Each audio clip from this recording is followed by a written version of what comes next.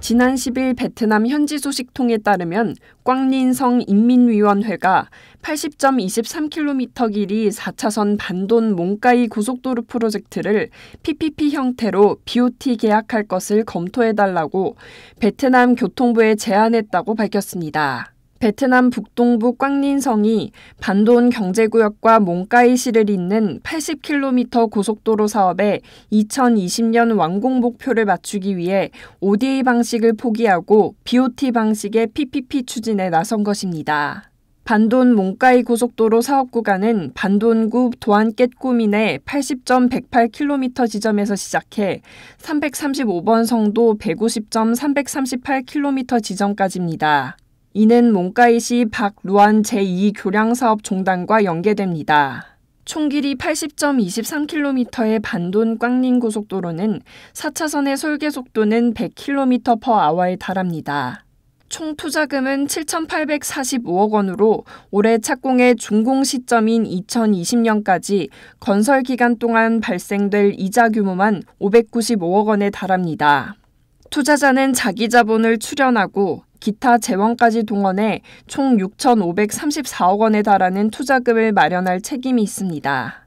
그중 보상비와 토지 정리비로 쓰일 정부 예산은 1,280억 원에 달합니다. 투자금 회수를 위해 투자자는 해당 사업 노선의 시작과 끝 지점에 톨게이트를 설치해 이용요금을 걷어 반환 수수료를 마련할 수 있다고 전망됩니다. 도로요금소는 분기 노선에 위치하고 주유소는 99.5km 지점에 위치합니다. 한편 작년 2월 중순 베트남 교통부가 사업 투자를 결정하고 중국 ODA 자금을 동원하기로 했던 최초 계획이 수립된 바 있습니다.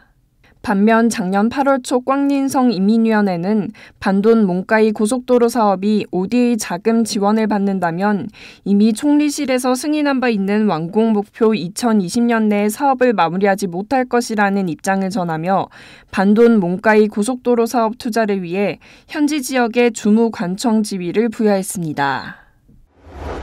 지난 11일 정부는 고형권 기획재정부 제1차관 주재하에 관계부처와 정책금융기관, 업계협회 등이 참석해 제5차 해외인프라 수주 및 투자지원협의회를 개최했습니다. 고 차관은 모두 발언을 통해 우리 경제성장의 플러스 효과를 발생시키기 위해 해외 인프라 수주가 필수적이라며 신흥국의 무궁무진한 인프라 수요와 인프라 강국으로서의 우리나라의 위상을 감안할 때 우리가 적극 노력하면 얼마든지 수주 성과를 창출해낼 수 있다고 밝혔습니다. 그는 최근 해외 진출은 국가 대항전 양상을 보이고 있어 민간기업 차원에만 접근하는 것은 한계가 있으므로 정부와 민간이 함께 노력해 나가는 것이 중요하다며 대외경제협력기금, 신흥국 경협 증진자금 등 가용수단을 활용해 우리 기업의 해외 진출 성과를 높이는 데 역량을 다해야 한다고 강조했습니다. 이날 협의회는 해외 인프라 수주 동향과 지원 방향, 주요 해외 수주 프로젝트 동향 및 향후 추진 계획, 신흥국 경협 증진자금 하반기 운용 방안 등의 안건을 중심으로 논의를 진행했습니다. 아울러 공기업, 민간기업, 대기업, 중소기업 간 해외 동반 진출도 적극 지원해 나가기로 했습니다. 현재 정부는 경제 외교 사업, 메가 프로젝트 등을 중심으로 20여 개 사업을 수주 지원 핵심 프로젝트로 선정해 집중 관리 중이며 이 중 터키 차나칼레 교량, 이란 정유시설 선박, 러시아 유조선, 이집트 메트로 3호선 등 5건의 수주에 성공했습니다. 이날 회의에서는 개별 프로젝트의 추진 현황과 애로사항, 향후 대응 계획 등을 면밀히 검토했습니다. 또 정부는 지난해 우리 기업 해외 진출을 위한 새로운 금융지원 수단으로 신흥국 경협 증진자금을 도입했습니다. 지난해 이후 이집트와 미얀마 등 2건의 승인 대상 사업과 인도, 베트남 등 6건의 사업을 우선 검토 사업으로 선정해 관리했습니다. 이번 회의에서는 승인 대상 사업과 우선 검토 사업에 대해 사업별 진행 상황을 꼼꼼히 점검한 결과 스리랑카 사업을 승인 대상 사업으로 추가 선정했습니다. 이어 개발금융에 대한 관계기관의 높은 관심도를 감안해 올해 하반기에 전 부처와 유관기관을 대상으로 사업 수요를 접수한 후 차기 수주협의회에서 우선 검토 사업 등을 추가 선정키로 협의했습니다. 지난 11일 국민권익위원회 박경호 부위원장은 유엔 지속가능개발 고위급 포럼의 일환으로 열리는 반부패 분과회의에서 새 정부의 반부패 정책 방향과 주요 정책 과제들을 발표했습니다. 변화하는 세계에서의 빈곤 퇴치 및 번영 증진을 주제로 유엔 사무총장을 비롯한 각국 정부 및 유엔 산하기급 고위급 인사가 참석하는 이번 회의는 10일부터 19일까지 뉴욕 유엔 본부에서 개최됩니다. 박경호 부위원장이 참석하는 반부패 분과회의는 우리 외교부와 UNDP가 공동 주관하며 지속가능 개발 목표 달성을 위한 공공부문의 청렴성 제고를 주제로 한국을 비롯한 각국 정부와 주요 반부패 국제기구와 시민사회단체 대표 등이 참석했습니다.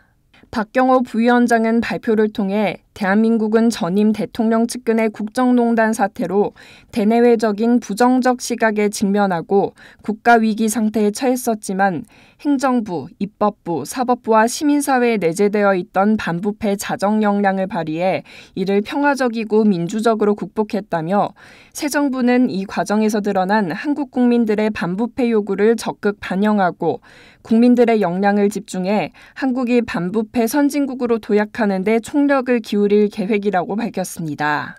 또한 박 부위원장은 새 정부의 반부패 공약에 맞춰 국민권익위가 추진할 계획인 반부패 관계기관 협의회 복원, 종합적이고 체계적인 반부패 정책 수립, 부정환 수법 제정 및 공직자 이해충돌 방지 강화, 공익신고자 보호 강화, 공직자의 민간인에 대한 부정한 청탁 규제 강화, 민관 협력형 부패 방지 활동 강화 등을 소개했습니다.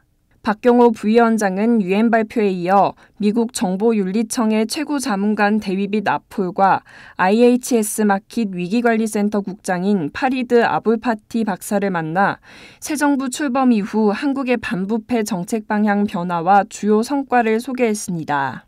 국민권익위 관계자는 이번 유엔 지속가능개발 고위급 포럼 발표와 정책 설명회를 통해 새 정부의 강력한 반부패 의지와 한국 국민의 높은 시민의식을 국제사회에 소개함으로써 국가 청렴 이미지를 알리는 데 기여할 것으로 기대한다고 전했습니다.